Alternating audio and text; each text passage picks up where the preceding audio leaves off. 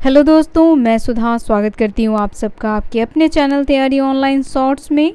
आज के इस वीडियो में हम DSSB PGT संस्कृत मेल के पेपर के आंसर्स जानेंगे जो 16/7/2021 के द्वितीय पाली में हुआ था। तो दोस्तों चलिए देखते हैं क्वेश्चंस। इससे पहले आपसे कहना चाहूँगी, अगर आपने हमारे चैनल को अभी तक सब्सक्राइब नहीं किया है तो चैनल को सब्सक्राइब कर लें, बेल आइकन को दबाएं ताकि सभी नोटिफिकेशन सबसे पहले आप तक पहुंचे। चलिए दोस्तों, अब हम मैथ्स, इंग्लिश और हिंदी के क्वेश्चंस के आंसर्स जान लेते हैं। मैं फटाफट आप सबको आंसर्स बताते जाऊंगी। आपको ये देखना है कि आपने कितने क्वेश्चंस के आंसर्स जो हैं वह करेक्ट किए हैं। चलिए, पहला क्वेश्चन हमारा है, एक 500 मीटर लंबी रेलगाड़ी एक खंभे को 25 सेकेंड में पार करती है। रेलगाड़ी की गति हमें मीटर पर सेकेंड में बतानी है, तो इसका आंसर हो जाएगा 20 मीटर पर सेकेंड। सेकेंड क्वेश्चन हमारा है, यदि कुल राजस्व 1,50,000 रुपये है तो निम्नलिखित में से किस उत्पाद की जोड़ी का अंतर 37,500 रुपये के बराबर होगा। तो देखिए, यहाँ ये चार्ट दिया हुआ है, इस चार्ट से ही आपको आंसर फाइंड करना है। तो यहाँ हमारा आंसर हो जाएगा कमीज और मोजे। क्वेश्चन नंबर थर्ड है, यदि लेन देन पर लाभ प्रतिशत 10% है और लागत मूल्य 80% है तो विक्रय मूल्य क्या होगा। तो देखिए, विक्रय मूल्य जो है वो 88 रुपये होगा। कैसे? तो जो आपका लागत मूल्य है उसमें आप क्या करेंगे, जो लाभ प्रतिशत है उससे उसको गुना कर देंगे, 100 से भाग दे देंगे, आंसर आ जाएगा। क्वेश्चन नंबर 4 है, यदि एक शंकु की त्रिज्या 6 सेंटीमीटर है और उसकी ऊंचाई शंकु के व्यास के आधे से 2 सेंटीमीटर अधिक है, शंकु की तिर्यक ऊंचाई सेंटीमीटर में क्या होगी। तो देखिए, इसकी ऊंचाई हो जाएगी 10 सेंटीमीटर। क्वेश्चन नंबर 5 है, वह न्यूनतम संख्या कौन सी है जिसमें 5 से कम करने पर 8, 11 और 24 से पूर्णतः विभाजित हो जाएगी। सबसे पहले क्या करेंगे, इन तीनों संख्याओं का एलसीएम ले लेंगे। जो भी एलसीएम आएगा उसमें आप 5 प्लस कर देंगे, आंसर फाइंड हो जाएगा। ऑप्शन नंबर 2 इसका करेक्ट आंसर है। क्वेश्चन नंबर 6 देखिए, इसमें कह रहा है, कितने वर्षों में सी और डी ने संयुक्त रूप से ए और बी के संयुक्त रूप से अधिक और सी के जितना उत्पाद किया उससे कम आधे से अधिक उत्पाद किया है। तो 0 वर्षों में किया है। यहाँ जो ये आप देख रहे हैं ग्राफ दिया हुआ है, इससे आप आंसर फाइंड कर सकते हैं। क्वेश्चन नंबर 7 है, एक कक्षा में एक छात्र को ऐसे अंक प्राप्त हुए कि वह एक परीक्षा में 5% से अनुत्तीर्ण हो गया। टॉपर ने 80 अंक प्राप्त किए, जो यह सुनिश्चित करने के लिए पर्याप्त थे कि 2 लोग इसका उपयोग कर सफल हो सकें। यदि कुल अंक 100 हैं तो पहले लड़के ने कितने अंक प्राप्त किए। तो देखिए, पहले लड़के ने 38 अंक प्राप्त किए हैं। क्वेश्चन नंबर 8 देखिए, यदि किसी उत्पाद के मूल्य में 10% की वृद्धि होती है और फिर 10% की गिरावट आती है तो उत्पाद के मूल्य में वास्तविक परिवर्तन क्या होगा। तो देखिए, उत्पाद के मूल्य में वास्तविक परिवर्तन होगा -1% का। क्वेश्चन नंबर 9 है, 2 रेलगाड़ियां एक दूसरे की ओर आ रही हैं। दोनों क्रमशः 100 किलोमीटर प्रति घंटा और 120 किलोमीटर प्रति घंटा की गति से यात्रा कर रही हैं। वे ठीक 1 घंटे बाद मिलती हैं। जब वे एक दूसरे की ओर बढ़ना शुरू करती हैं तो वे एक दूसरे से कितने किलोमीटर की दूरी पर थीं। तो देखिए, वे दोनों जो हैं वह एक दूसरे से 220 किलोमीटर की दूरी पर थीं। क्वेश्चन नंबर 10 है, हाथ दस्ताने के एक भारतीय आयातक ने $2 प्रति दस्ताना जोड़ी पर 100 दस्ताना जोड़ी आयात किया और इसे लंदन में एक खरीदार को 3 पाउंड प्रति दस्ताना जोड़ी में बेचने का निर्णय लिया। भारतीय INR या USD की विनिमय दर 50 रुपये है और भारतीय INR पाउंड के लिए 60 रुपये है। यदि आयातक अपने लाभ प्रतिशत में 60% की वृद्धि करना चाहता है तो उसे दस्ताने की जोड़ी को पाउंड में किस दर से बेचना चाहिए। तो देखिए, अगर वो 4 पाउंड एक दस्ताने को बेचेगा तो 60% की वृद्धि वह कर पाएगा। नेक्स्ट क्वेश्चन है, निम्नलिखित में से कौन न्यूनतम है। तो देखिए, सबसे न्यूनतम है अंडर 6। क्वेश्चन नंबर 12 देखिए, 2 सेंटा और 3 बौने एक कार्य को 10 दिनों में पूरा करते हैं तो 2 सेंटा 2 बौने उसी कार्य को 12 दिनों में पूरा करते हैं। अनुमानित 2 बौने और 1 सेंटा उस कार्य को लगभग कितने दिनों में पूरा कर सकते हैं। तो ये समय और कार्य से रिलेटेड है, 17 दिनों में कर सकते हैं। ऑप्शन नंबर 4 करेक्ट आंसर है। क्वेश्चन नंबर 13 है, वर्ष 2018 में कितने शहरों में करोड़पतियों की संख्या में वृद्धि हुई। यहाँ देखिए ये आरेख दिया हुआ है, इसी आरेख से आप आंसर फाइंड कर सकते हैं। तो देखिए 2018 में 2 शहरों में करोड़पतियों की संख्या में वृद्धि हुई है। आप देख रहे होंगे दिल्ली और कानपुर। क्वेश्चन नंबर 14 देख रहे होंगे। क्वेश्चन नंबर 14 जो है रेशियो और प्रोपोर्शन से है। पूछ रहा है कि x के प्लेस पे क्या होगा। तो जब आप इसे सॉल्व करेंगे तो x के प्लेस पे आएगा 6। क्वेश्चन नंबर 15 देखिए, यदि a b c भिन्न प्राकृतिक संख्याएं और a b c एक से अधिक हैं, गुणोत्तर माध्य GM उसको कहते हैं में है वे, और b जो है वह 4 है, तो पूछ रहा है a और c के मानों का योग क्या होगा। तो देखिए a और c के मान का योग जो होगा वो 10 होगा। क्वेश्चन नंबर 16 देखिए, a एक कार्य को अकेले 20 दिन में करता है, b उसी कार्य को अकेले 30 दिन में करता है। यदि a और b एक साथ कार्य को पूरा करने के लिए काम करते हैं तो b द्वारा कितने प्रतिशत कार्य किया गया है। तो देखिए b द्वारा 40% कार्य जो है वह किया गया है।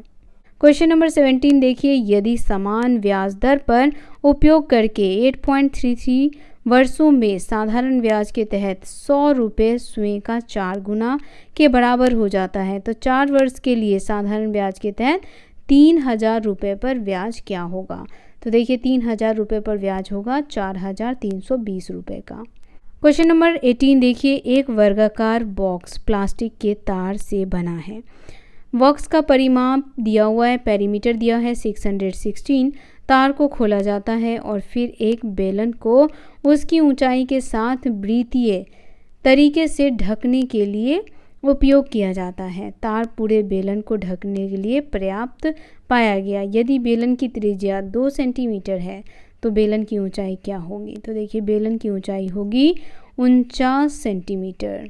क्वेश्चन नंबर 19 देखिए, चक्रवृद्धि ब्याज के तहत एक राशि कितने वर्षों में स्वयं का 4 गुना हो जाएगी यदि ब्याज की दर प्रति वर्ष 6% वार्षिक चक्रवृद्धि है। तो देखिए ये 24 वर्षों में होगा। क्वेश्चन नंबर 20, ये मैथमेटिक्स का लास्ट क्वेश्चन है।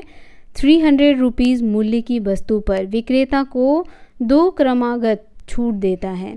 प्रथम 15% की व्यापार छूट और उसके बाद 10% की नगद छूट। दी गई छूट का लगभग परम मान ज्ञात करना है, तो 70 रुपये हो जाएगा। चलिए अब हम इंग्लिश के क्वेश्चंस को देख लेते हैं। तो यहाँ देखिए फर्स्ट क्वेश्चन है, 4 words are given out of which only 1 word is spelled correctly। हमें अब बताना है कि किसका स्पेल्ड करेक्टली है। तो देखिए ऑप्शन नंबर 2 जो है वह बिल्कुल करेक्ट है। Second question, fill in the blanks है। The British deluded by their dash still cherished extravagant ideas of Indian wealth, nor would they listen to be unwelcome truth। यहाँ हो जाएगा आपका, तो देखिए फिलिप्स की जगह पे आ जाएगा एवराइज। क्वेश्चन नंबर 3 देखिए, क्वेश्चन नंबर 3 में जो ब्रैकेट में वर्ड्स दिए हुए हैं, सेंटेंसेस दिए हुए हैं, इसकी जगह पे आपको करेक्ट सेंटेंस फिल करना है। तो देखिए इसकी जगह हो जाएगा nothing to do but enjoy their little family for the. Question number 4 में आपको अप्रोप्रिएट मीनिंग बताना है इस आइटम के। फूल्स गोल्ड, इसका हो जाएगा an item that is owner believes to be valuable but that really is not.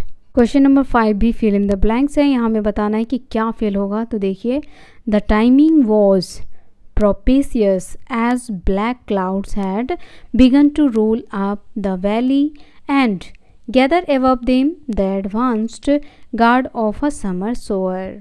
Question number 6 देखिए, क्वेश्चन नंबर 6 में हमें क्या करना है, सेंटेंस को अरेंज करना है। तो जब आप इस सेंटेंस को अरेंज करेंगे तो फर्स्ट पोजीशन पे आएगा आर, सेकेंड पे आएगा आपका एस, थर्ड पोजीशन पे आएगा आपका क्यू एंड फोर्थ पोजीशन पे आपका पी आएगा।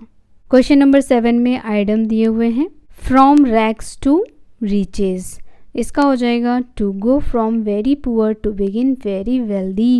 क्वेश्चन नंबर 8 देखिए, इसमें आपको 1 वर्ड बताना है, feeling of a strong dislike or disapproval of someone or something you think does not deserve respect, इसका हो जाएगा disdain।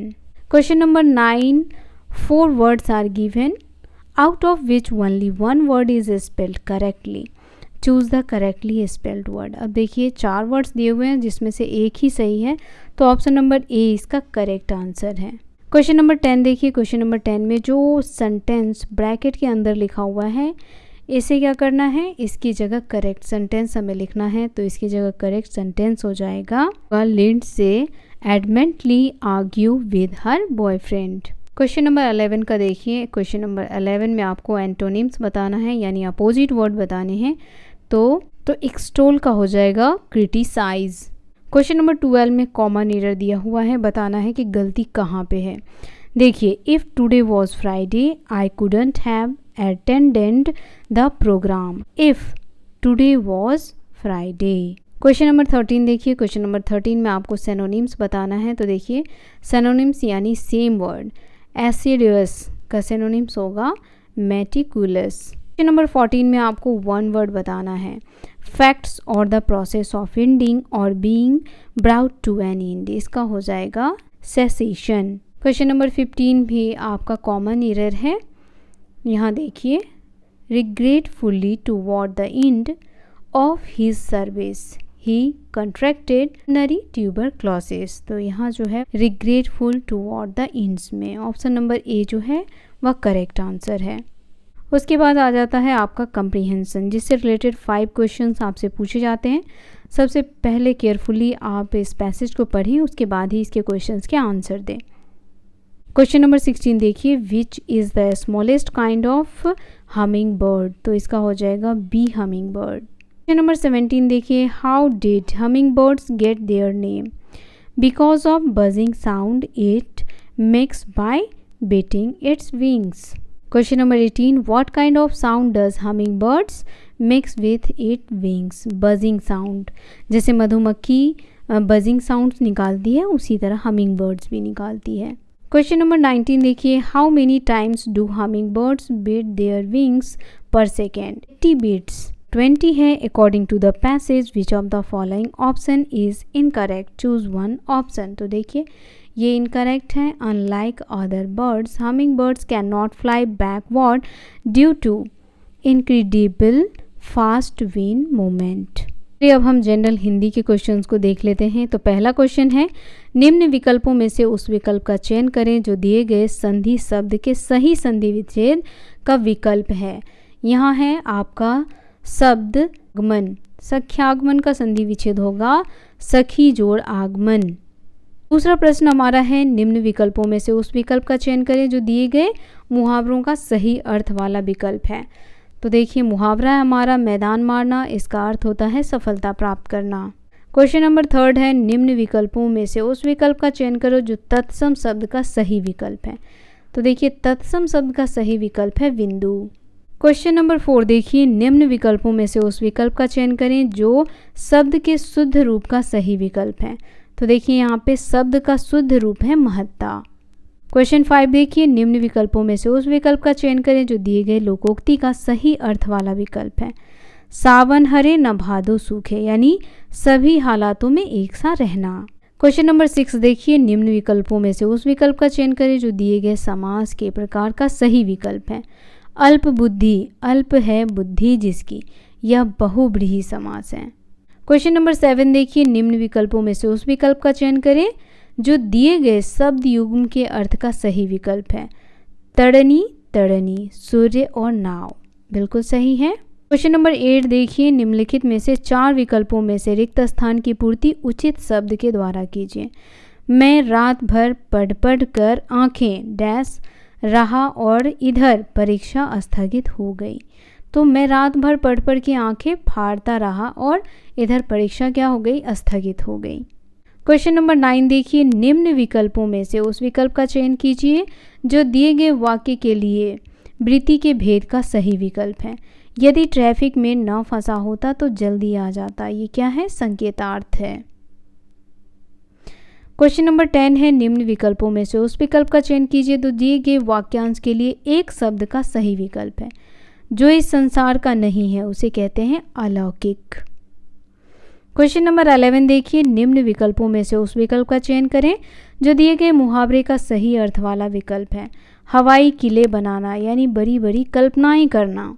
क्वेश्चन नंबर 12 देखिए, निम्न विकल्पों में से उस विकल्प का चयन करें जो लोकोक्ति का सही अर्थ वाला विकल्प है। जैसे दुविधा में दोनों गए, माया मिली न राम, यानी अनिश्चय की स्थिति में दोनों ओर हानि ही होता है। क्वेश्चन नंबर 13 में हमें उस विकल्प का चयन करना है जो दिए गए संधि विच्छेद शब्द के सही संधि का विकल्प हो। जैसे वाग्जयमय बोलते हैं इसको वांग्मय। क्वेश्चन नंबर 14 में आपको उस विकल्प का चयन करना है जो दिए गए वाक्य के रचना के प्रकार का सही विकल्प है। जैसे शिक्षक के रहने तक कक्षा में सब छात्र शांत रहते हैं, तो ये जो है वो सरल वाक्य है। क्वेश्चन नंबर 15 में उस विकल्प का आपको चयन करना है जो दिए गए वाक्य के वृत्ति के भेद का सही विकल्प है। जैसे शायद मैं कल दिल्ली जाऊंगा, तो ये क्या है, संभावनार्थक है, हो सकता है ना भी आए। उसके बाद आपको गद्यांश दिया गया है, इस गद्यांश को आपको ध्यानपूर्वक पढ़ना है और फिर पूछे गए प्रश्नों के उत्तर देना है। जैसे यहाँ पे है दुर्लभ का विलोम शब्द क्या होगा, तो दुर्लभ का सुलभ होगा। 17 देखिए, सच्ची मित्रता में उत्तम वैद्य की सी निपुणता और परख होती है, अच्छी से अच्छी माता का साधैर्य और कोमलता होती है। इसका कथन किसका कथन है ये, तो देखिए ये कथन जो है आचार्य रामचंद्र शुक्ल जी का है। नेक्स्ट क्वेश्चन 18 है हमारा, अनुच्छेद के अनुसार सच्चा मित्र कैसा होता है। तो सच्चा मित्र जो होता है वह सच्चरित्र होता है, विनम्र होता है, सदाचारी होता है और विश्वास पात्र होता है। वह कभी भी हमें ठगता नहीं है। क्वेश्चन नंबर 19 देखिए, सच्चा मित्र क्या बनकर सामने आता है, तो शक्तिवर्धक औषधि। अगर आपके पास एक अच्छा और सच्चा मित्र है तो वो आपके लिए वरदान है। क्वेश्चन नंबर 20 देखिए, अनुच्छेद के लिए उपयुक्त शीर्षक दीजिए। तो आप इस पद्यांश को पढ़ करके क्या शीर्षक देना चाहेंगे, तो इसका शीर्षक होगा सच्ची मित्रता। तो दोस्तों ये वीडियो यहीं समाप्त होता है। वीडियो आपको कैसा लगा आप हमें कमेंट करके अवश्य बताएं। वीडियो पसंद आया हो तो इसे लाइक, शेयर और हमारे चैनल को सब्सक्राइब करना बिल्कुल ना भूलें। मिलते हैं आपसे नए दिन नए प्रश्नों के साथ, तब तक के लिए आप सभी का धन्यवाद।